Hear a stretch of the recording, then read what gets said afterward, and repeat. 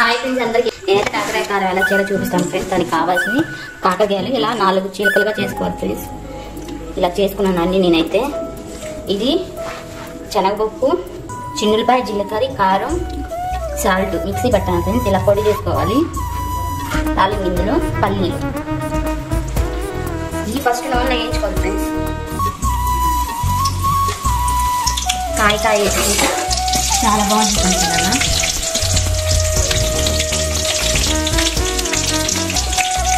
చిట్టికాయలు అంటారు కదా వీటిని.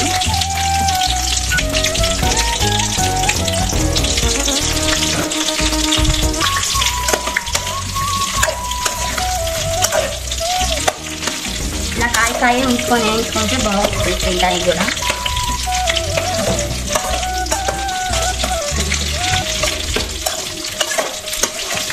పైన చెట్టు కూడా చేయాల్సిన అవసరం లేదు.